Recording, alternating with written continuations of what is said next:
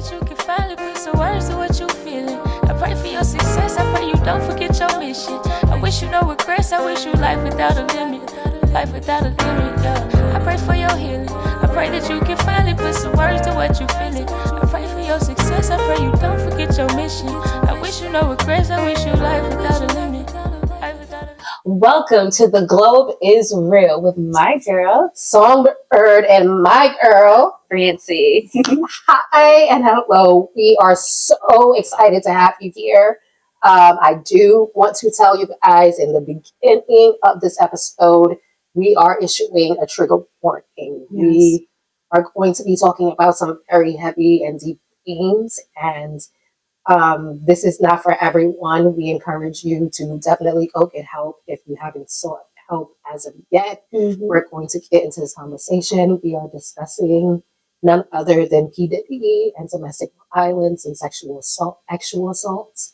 So I definitely want to issue that warning in the beginning. And also, I want you guys to remember that this is actually personal to us because unfortunately, we both experienced with domestic violence, and you'll be very surprised how a lot of women out there is suffering with the same or going through the same thing. So again, with this whole P. Diddy drama, like, what is he even charged with, Melissa? Listen, we have to talk about the diddler. Oh my God. I have his charges right here.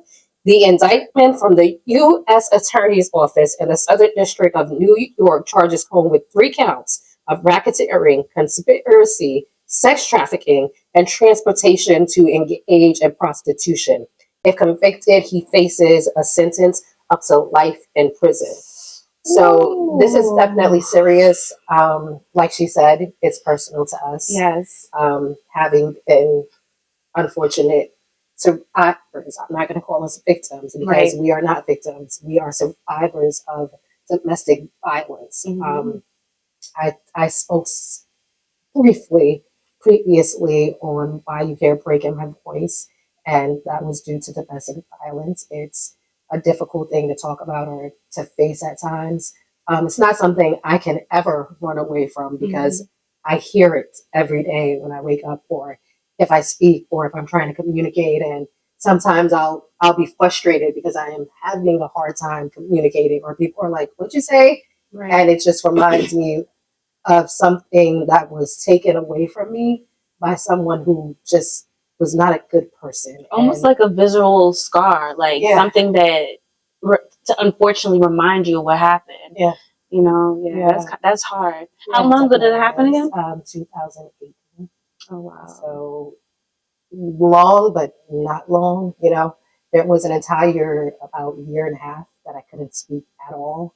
Like when I spoke, you really could not understand me. Like, and I mean that on the craziest terms. Even when my hubby and I started speaking at this point, my voice was harder. Like I listened to videos back on my TikTok from like two years ago, and I'm like, oh my God, like I spoke so choppy. Like I don't know how anybody understood me. And it's a thing that you don't tell people that you're going through. You know, it's a thing that you tend to hide from the world because you're even trying to hide it from yourself. Like, how could this person who says that they care for me, that I care for so much, so deeply, be hurting me in a way that is just so violent, so mentally draining? So like it really kills you, you know? It's really it's a horrific thing what he's done, what domestic violence in general does. I don't want to take up all the time, Francie. Luckily for me, I didn't have anything that was like permanently like scarring like Melissa, but very much so emotionally, you know. And I just came out of my domestic violence issue. I'm actually, unfortunately, going through court right now with him. But it's really hard to kind of like get through it because you look at yourself like it's your fault, you know, like you did it. And to be honest with you, it's really not your fault. It is not. You know, a man should never get to a point where he hits you or mentally abuse you, emotionally abuse you, or sexually abuse you. You know, that is totally not right. And again, this whole P. Diddy trial really, you know, touched me because I feel so bad for Cassidy. Casey? Yeah, Casey. Is it Casey? No, it's Cassie. Cassie. So her name is actually Cassie, and Cassie is the one who had been talking about Diddy and the lawsuit that she had against him Right. with the actual assault on top of the actual domestic violence when there was an actual video of him stomping this woman out. And it just goes to speak of how like your abuser gaslights the hell out of you. But not only that, Like- but even I'm so sorry to cut you off, go but ahead. even before that whole video came out, us even seeing P Diddy with Cassidy, it was just like it just didn't seem right. It just seemed like she was not happy. Like it just seemed Well, an see, odd that's couple, the odd thing. couple to even to begin with. An odd couple, but it's not even a couple or the pairing. It's really the behavior and the abuse behind it, right? Because, like I was saying, your abuser both manipulates, gaslights you, isolates you.